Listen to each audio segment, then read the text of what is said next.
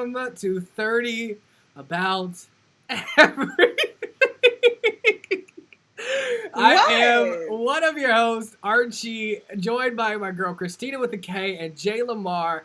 Welcome back from a very, very, very, very, very long holiday week break. How are you guys feeling? Well, I'm a little upset because I was bamboozled today, Cyber Monday. I've been looking at this espresso maker, and it was a $600 espresso maker, and I saw it. I'm like, oh my God, it's half off, but it was on a scam website. So I purchased it. I didn't even get an email confirmation that I got my purchase. And I'm like, what is this? Went to the website, called disconnected phone number. So now I have $300 just floating out there. Somebody might have it. But other than that, things are good. How about you, Jay Lamar? I cannot believe you did that, Kristina. I'm good. I'm happy to be back. I think I'm about 10 pounds heavier than when we last shot the show. But I'm happy. More to hold on to. I love it. More, and it's cuddle season. That's right. So, people are looking for somebody like me. What's that? Okay. And that is that on that. But listen, I want to get straight into it. Thank you guys for tuning in and rocking with us. We have the Slay God in the chat saying, hey, we have missed you all, but we are back with all the hottest stories in under 30 minutes around about today. So let's just jump right into it. Jay Lamar, please tell me what is going on. So as everybody knows, Kelly Clarkson shocked the world last year when she got this amazing TV show offer. She took over Steve Harvey's TV show slot. Everybody was very excited for her. And then, boom, she files for divorce. Kelly Clarkson and her husband, Brandon Blake Sohn. And if you guys don't know who Brandon is the stepson of Reba. Y'all know Reba? Oh, yeah. Yes. Okay. So Reba is his stepmom, and his father was Kelly Clarkson's manager. So that's kind of how they met. And so they've been married for 7 years, have 2 beautiful children. So they filed for divorce, and he's asking Kelly Clarkson for almost $500,000 a month in spousal support. Now, he seems to come from a well-to-do family, but it's like he wants to take this almost $500,000 from Kelly Clarkson a month, but he's not even getting full custody of the kids. Mm-hmm. Kelly Clarkson won full custody of the kids, so he wants to be a part-time dad and still collect $500,000 a year. Now, if that ain't the snobbiest thing I've heard in a long time, it's just nasty. What are your thoughts on men asking their rich wives for alimony? Kristina, I want to go to you first. What are your thoughts on that? Well, of course I don't like it, but do I think it's fair? Is this what 2020 is all about now? Women are now making more than men at this point. I think it's ridiculous. Does he need $500,000 a month? What is that, $5 or $6 million a year? I mean, that's a lot of cash. And I think that he should go. I'm not really quite sure what he was doing for a living, but I know that they do have that giant ranch or whatever out in Montana, and that can't be cheap to keep up with animals and horses and all that stuff. So I get that, but then that's time to sell it and move on. You know what I mean? And probably move back to LA where you're closer with the kids and they don't have to do so much traveling back and forth. So I personally don't like it. And I think he needs to get a job. Yeah, so he probably wasn't doing much. He's allegedly, a manager as well. I couldn't figure out what artist he actually manages, but he's a manager as well. Archie, if you were straight and if you married a woman, and if you liked women, and then you divorced a woman, would you ask your wife for $500,000 a month? Absolutely not. No. I think this is a problem area. I mean, crucify me and put me to the cross, because I think that, especially in a heterosexual relationship, you need to hold your own. And I think that goes for men across the board. I don't care what type of dynamic that you're in. You need to bring something to the table, and you cannot, be a leech or a mooch off of said woman. I just think it kind of diminishes the whole, male figure, provider. And I'm sorry. Actually, I'm not. but I just think that he should. Yeah, it just doesn't make sense. It doesn't make sense at all. Like, you have the world at your fingertips now. You won't have your kids around you, so you can go get a couple of hours under your belt at the local Nordstrom. So, I'm not a fan.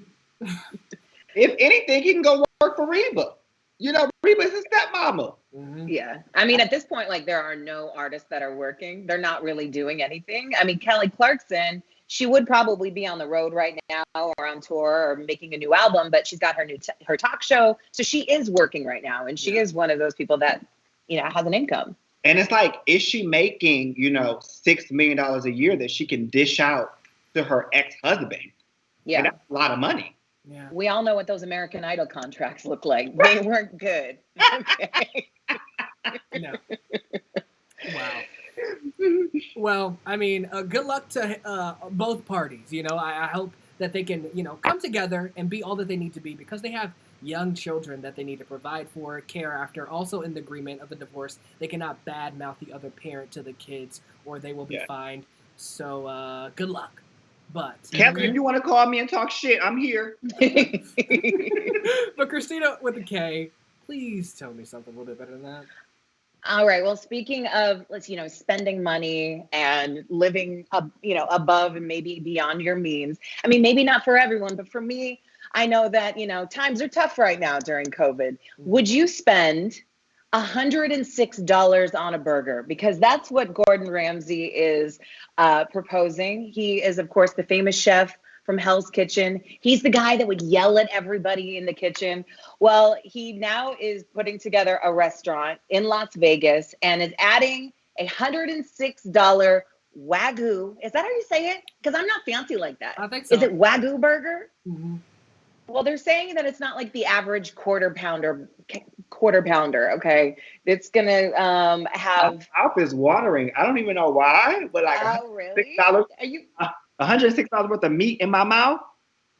I mean, but it's gonna be like a quarter pounder, right? And we're saying that it has truffle cheese on it, and then black truffles that I guess are driving up the price. I've never had truffles before. I've only had like the artificial truffle stuff, like at Trader Joe's. I've never had like the official, like gone to a steakhouse and had truffle sauce put on a steak or something. You had truffle fries? Yeah, I've had truffle, and I'm not even a fan of those. But guess what? The $106 price doesn't even include the truffle fries or fries. You have to buy those on the side. So would you ever spend $106 on some ground beef, basically, on a bun? No, not for just meat. Now, if it came with two sides, a drink, yes. But $106, like, and everything else is a la carte. That's fun. No. No. Because then I'm not even going to eat the whole burger. And then what kind of bread is this burger on? Is it a Hawaiian roll? No. It looks like, I don't know, like a crusty one. Like a bruschetta. How do you say that? Bruschetta? No, bruschetta is like a sauce that you put on the bread. No, like but y'all know. No, it's like B-I-O. That's the hard bread. Oh, like the focaccia? We don't know. Because focaccia's flat. We don't know. It's like a crunchy bun, like it's a puffy one that you could go in there and cut up this burger and everyone could have like a little mini slider and just share it. But I don't know. Archie, would you spend all that cash? I'm not spending all that cash, and I'm not shaking the no. Yeah, this is not doing it for me. It's really not doing it for me. Because I think it's the fact that it doesn't come with anything.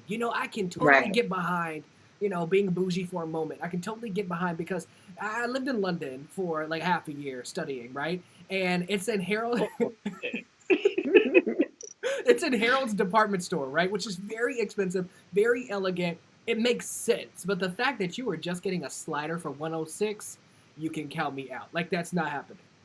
It should come with open bar or something like that. Like, give me some type of incentive to want to spend $106 on a burger. This is not open bar. This is not a wedding. That will never happen. But or give me like dots around the burger or something. Like, I need something to go with this burger. I need Gordon Ramsay to come out and call me a fat cow. Eat the burger, you fat cow. Be like, this is worth it.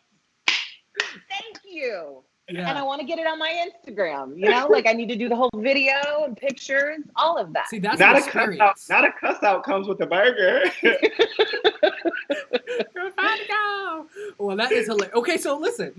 We are talking about food. We're talking about restaurants. There is a restaurant that is low-key trending as of recently, and everybody is talking about it. So it's basically a black restaurant owner, Kevin Kelly. Okay, this is his name. He went off on a section of mostly black women after one of them got up at their booth and twerked. And now he's getting dragged and applauded while also defending his actions. So the place is called True Kitchen Plus Cocktails, and it opened 5 months ago in the middle of a pandemic. And I actually have a clip from, kind of what he was going off on them. Check it out. Check out the clip. It's only 15 seconds because we need to talk about it. No, real talk. And so all this twerking and shit, take it to Prime, take it to Pink, don't bring it here because we're a restaurant. And so beyond that, 75% of my customers are ladies. And I want men to show respect for themselves for how they carry themselves here. So how can I tell the men to respect themselves and you guys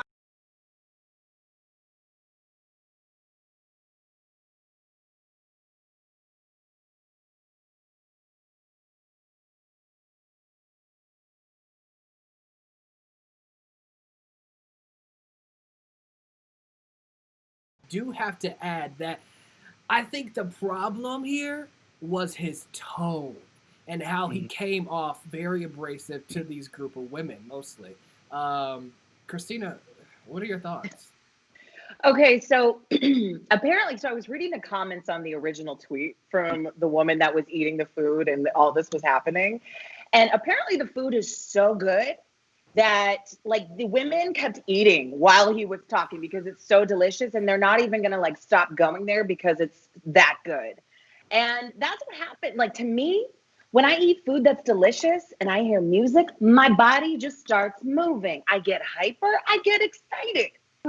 Have you ever been in a Red Robin's, Britney Spears Toxic comes on and you just want to get up and start crawling across the table towards the onion ring? You got your boobs all up on the mozzarella sticks. You can't help yourself because it's delicious. You got some good music. And that's what happens when you've got especially loud music and alcohol. Yeah. Was he in the right, though, Kristina, your opinion, to come at these ladies like this? He should have just said, please respect my restaurant. Don't stand on my furniture. Please sit down. He did not have to be rude about it and call these women out. Yeah, period. Because it was a group of women in there. Archie, you and I have brunched at some of the most fine establishments in Los Angeles. We have also brunched at some ratchet, enjoyable places. Oh, yes. And no matter where we are, when that beat drops, my tongue is out. No matter where we at. I don't care if we at the Beverly Wilshire or IHOP. So, I think that, like you guys said, I believe his tone was wrong. I do believe that he could have used a different choice of words. I understand the passion behind that. His establishment. He wants people of color to come and carry themselves to a certain manner. However, you do not play ass-shaking music and expect ass not to be shaken. Right. That makes sense. You got to shake that ass when you hear an ass-shaking song. So I believe that his tone, and he shouldn't be playing that type of music. Play classical music. Play something. So play some R&B. Something to make people act subtle. Don't put on City Girls and expect the City Girls not to come out while they eat. It don't matter where they at. So I fully agree with that, and I think it probably would have been best for the DJ to maybe mix in, some jazz, and maybe, to switch it up so that people can calm down and have that moment to regroup. But there was a tweet that said, drinking tequila for 2+ hours while they wait for food. He's lucky nobody was in there under the table, swabbing a little knob. Also, I did take. Did y'all see the bottle? Did y'all see the Oh yes. I put up the photo. I put up a poll on my Instagram, and what people basically said unanimously, kind of sort of, it's like 55 to 45.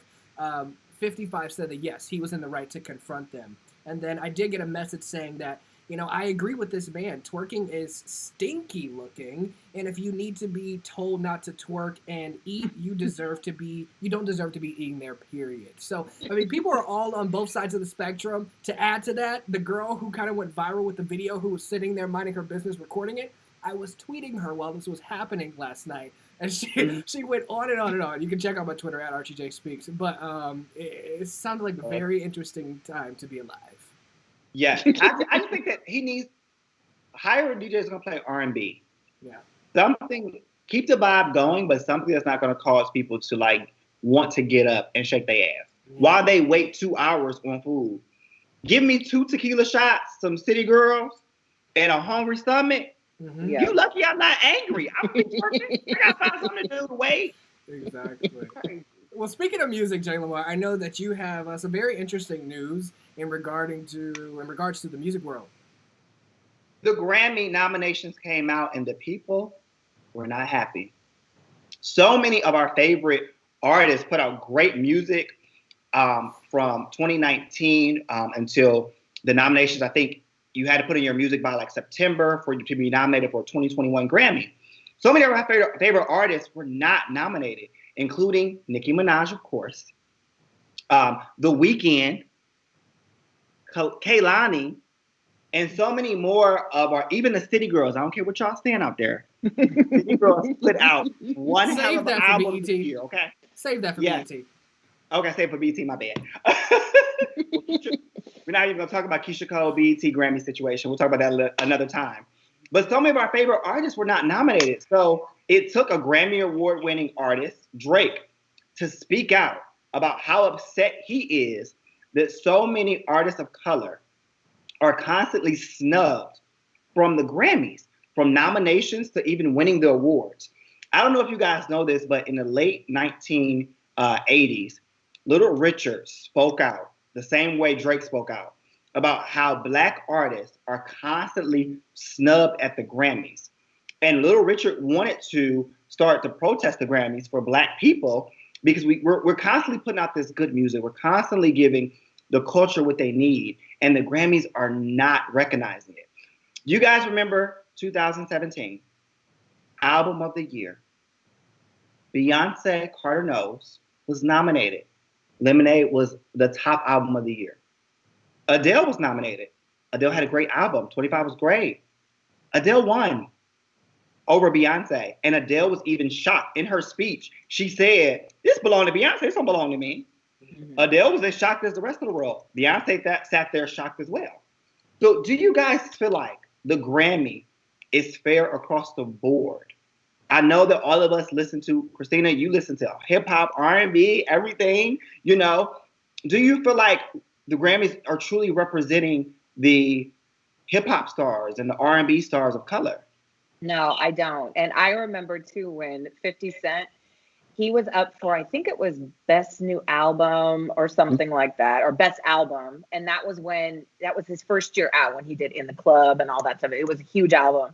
And Evanescence won. And he actually went up while they were giving a speech and just kind of walked around in the back. I don't know if that happened like years ago. But I mean, so these type of things have been happening for years. Now, it's crazy because I'm even in the music industry as a radio personality. I don't even understand how the Grammys really work. Like, who's on the board? Who's making these decisions? And what does it look like in that room? That's what I want to know. I'm 100% on board with all of that. And I think that's one of the reasons why you have the BET Awards and you have other award shows. But that still doesn't make up for the fact that the Grammys are not where they need to be. Right. And the fact that The Weeknd was really snubbed, that got me. That was crazy. And he came out and said it's corrupt. And I agree. Yeah. Archie, what about you? You know, I think it is very interesting because the Grammy stands for the Recording Academy. So, you know, that's music across the board. And the fact that we have not seen representation, you know, years upon years, Kristina, you took it back to when I was 7 with 50 Cent comments. You know what? This conversation is over. But I'm just saying, Teaching the children. Exactly. And we love that. But I think it's very interesting because Drake's whole thing was, we need to establish something a little bit different so that there can be all inclusion across the board. I would like to hear what he has to say about what that thing would be, because we've heard this many, many times, maybe somebody not of his stature saying it, but I would like to, see like what type of solution could we get to. I know from insider information internally that the Grammys are really going through some really, really hard struggles right now with president, with leadership, with managers. And so that at this point, although it's been happening before, it's kind of representing that. So I'm open to the possibilities of changing the narrative and maybe having a different type of award show, because longevity does not mean it needs to continue on. We can always be innovative and try something different, because this clearly is not making everyone feel welcome in their craft. Yeah, I agree 100%. And also, so you have to submit to the Grammys to like get a nomination. So these artists have until like September to submit their work. And then the Grammy board goes in and decides who actually gets a nomination. I think the Grammy board needs to change. I feel like we should have maybe some of the artists from the 80s and 90s, like Salt and Pepper, Lionel Richie, Queen Latifah, those great iconic figures from the 80s and 90s. Maybe they decide for their particular genre of music who exactly should be nominated for that genre. Because having, in my head, I'm just picturing like 6 or 7 old white men who, may have been a producer or something like that, actually selecting, whether or not City Girls gets a nomination. And they don't even listen to City Girls, Right. City Girls all day, period. Yeah. And that's what it has been. Good luck to them. Good luck to them. Okay, congratulations. Happy birthday. Kristina with a K. Let's change the pace. Kristina, please. Kristina, please. Let's change it. One of my favorite things to do, besides swiping left and right on Tinder, is watching newscasters flub up on the news. Alex Trebek, may he rest in peace, when he would recite hip hop lines and people would have to say, that was hilarious. And then I just came up across another moment, Pat Sajack having a meltdown on Wheel of Fortune. Okay. Now, I've never actually seen this from him before, but it all went down after this contestant, Darren, was on the show. And I guess he had to figure out, 4 objects that begin with the word kitchen. So he said towel, sink, oven, and cabinet. And then after winning, this contestant was like, who even calls it the kitchen oven? Pat Sajak lost it on this guy. He freaked out and was like, I don't know what you're talking about. Just be grateful for what you have. You just won, what are you bitching about? Yeah. Mm-hmm. And then later on in the show, he actually apologized because he knows that he lost his mind. And it made me happy inside because as a radio personality, there have been a lot of times where I've given out concert tickets or said, congratulations, you got a trip for 2 around the world. And people are like, cool, but that's it. Yes. Stuff like that. Yes. And then I lost it. So there's something really makes me happy that these people are just humans. Mm-hmm. But do you think that seeing him, basically freak out on the show, do you think that shows a human side of him? Or do you think that that's something that you're just that's something I prefer not to see? Or do you want to see more of that? Uncle Pat to me has been perfect. Okay. For quite some time. Yeah. Him and Auntie Vanna, they just are perfect creatures. They don't do anything wrong. They don't cuss. They don't, freak out. So seeing him have a human moment, you're was amazing. I remember, watching some highlights from Alex Trebek and knowing that Alex Trebek cussed like a sailor. Yes. Was oh my God, this is normal. So I think that him having a normal moment, of being flustered and frustrated, because I'm sure he deals with a lot of irritating people who are ungrateful that they're on the Wheel of Fortune and they walked away with $25,000 opposed to $50,000. Right. It wasn't your money to begin with. So I'm happy about Uncle Pat having a moment. Mm-hmm. Yeah, I think it makes him relatable, and we can all relate to that. But I think it was very interesting because this guy's mom had been on the show 30 years prior, and the show has been on air for 40 years. So this guy's mom was a contestant as the show was 10 years in. Now it's 40. Whoa. And he also, and when he came back to apologize, he was just like, your mom would have never did that. And I just think it's so sassy and so very interesting. I think we need to see more of this. Keep this energy going, Pat. Maybe this will give you what do people win? Another Emmy. Yes. But I love to see it.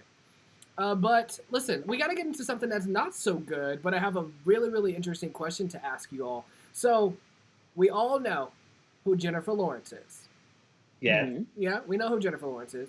Well, the summer day camp that Jennifer Lawrence's family runs in Kentucky was struck by a massive fire, and her brother is asking for help to rebuild what they lost. So it's called Camp Hi-Ho in Simpsonville, and on this past Friday, late at night, it went up in flames. Now, the camp barn, the on-site apartment, the horse stalls, the rock climbing of it all, the rock climbing wall as well, were some of the things that were burned, right? But Jennifer's brother says that he's committed to rebuilding by summer 2021, but is asking for community donations. Now, I want you guys to weigh in on this. Is he in the right place to ask for donations, given that his sister is sitting on millions? And then also, what in the heck is he in a rush to build this camp for when we are in a pandemic? What do you guys think? Weird. Jay Lamar? That's weird for 5,000, Alex.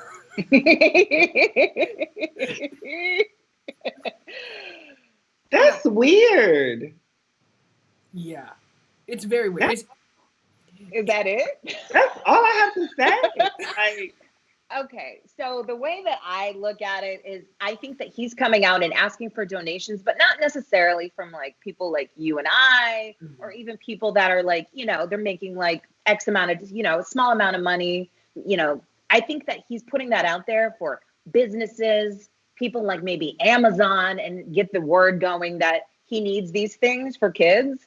And maybe that is who it's not like he's putting a GoFundMe together. He's saying, hey, donate to my nonprofit. Yes. And he's giving all the details. So I don't know if it's necessarily like, families that maybe can't afford and just $5 here, $10 here. No, I think that he's really going towards the bigger businesses and asking. But Jennifer Lawrence also needs to get on the horn and contact all of her famous friends and get them to start donating too. And maybe they can get like, a brick or something on a pathway, or like get their name on a building. I don't know, whatever. But I think that that's probably what needs to happen, and not necessarily like asking folks for change. Yeah, I think that's just weird. Yeah. Yeah, I just don't know. I don't know. It makes me really, really, really uncomfortable, the fact that they did this. And that he's wrap it doing on this. up. But I think, can you guys hear me? Archie. Hello? Hey, Andy. Hello? Can you hear me? Yes. We can hear you now. Okay. But no, I think it's really, really weird. I do think, though, I don't believe the story because it caught up in flames late at night on a Friday, on Black Friday after Thanksgiving. I think that maybe he wanted a reconstruction. He set it on fire himself and is looking, to like refresh, revamp, draw attention to it. His sister's now famous since the camp has been there for years. Good luck to them all, but I think it's a scam. It's weird. Why are you wishing them luck, Archie? I'm just saying. But on that note, please let us know if you have stories that you want us to give our opinions on, because we are here for you. The show is called 30 About Everything. Yes, that's us talking about the hottest, latest news with hot topics, trending stories in under 30 minutes like we did here today. So where can people keep up with you? Jay Lamar? You can follow me on all social media platforms at I am Jay Lamar. And you can find me at Kristina on air, Instagram, Twitter, Facebook, all of that. Working on OnlyFans. Ooh, I'm surprised. I I'm screaming. And you already know what it is. Find me on all social media platforms at Archie J Speaks. Until next week, it's 30 about everything.